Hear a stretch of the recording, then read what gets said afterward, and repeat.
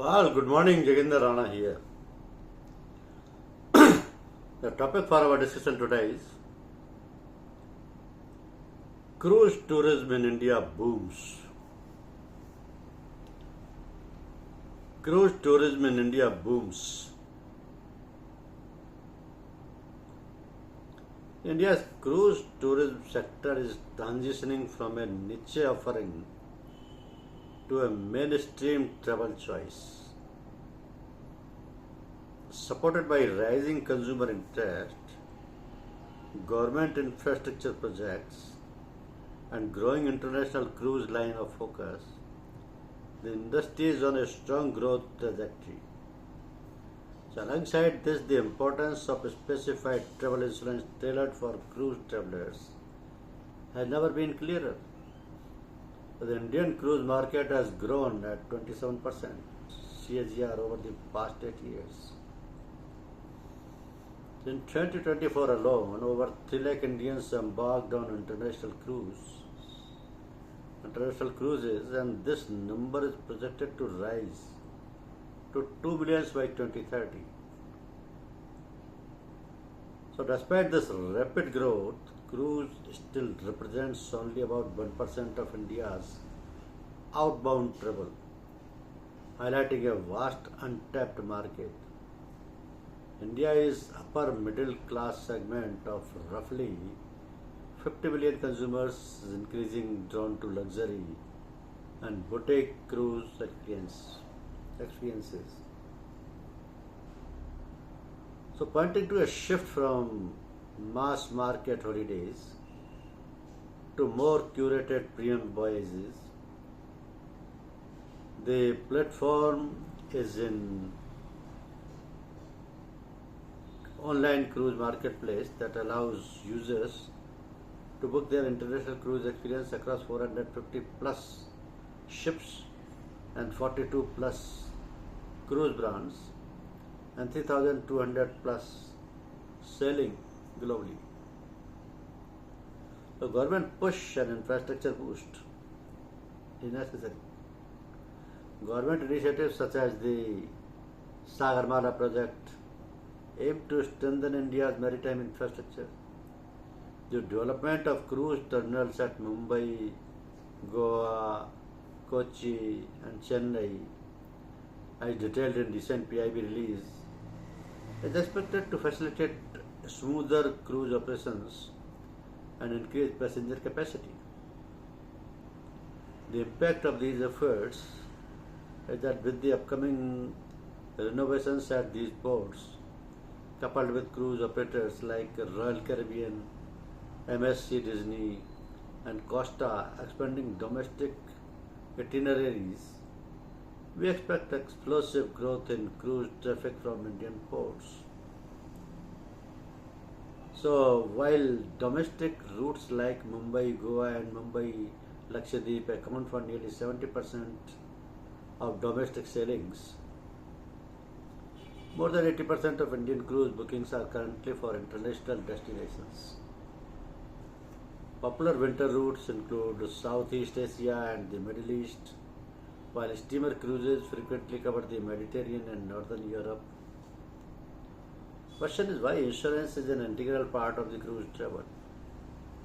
Nearly all international cruise travelers buy insurance before they sail, highlighting the growing recognition of the insurance's role in mitigating travel risk. Our domestic cruise travelers tend to forego this coverage, a gap experts believe must be addressed. The rising demand for cruise-specific insurance products is there. With more Indians exploring unique cruise vacations, we see a significant increase in demand for policies covering cruise-specific risks such as missed ports, cabin confinement, and emergency medical evacuation.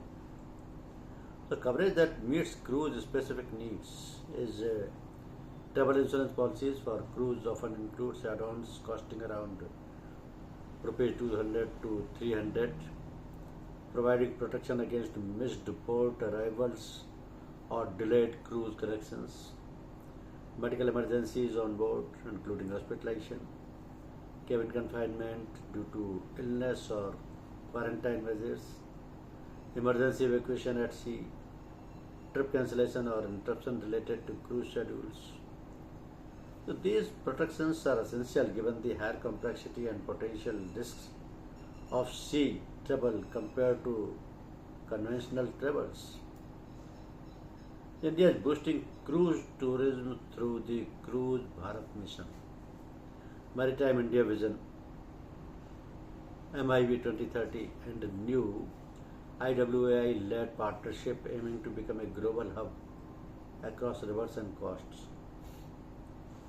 So the key facts related to cruise tourism relates that cruise tourism is a form of leisure travel that combines travel, hospitality and sightseeing via ocean cruises on seas and river cruises on inland waterways, offering a unique leisure experience. So India's natural advantage is that India has a 7,500 kilometer coastline, 12 major and around 200 minor ports, and 111 national waterways, covering over 20,000 kilometers of navigable rivers and canals. This is the natural advantage of India. 7,500 kilometer coastline, 12 major and around 200 minor ports, 111 national waterways, covering over 20,000 kilometers of navigable rivers and canals, and over 1,300 islands and coastal states boost India's oceanic and inland cruise tourism potential.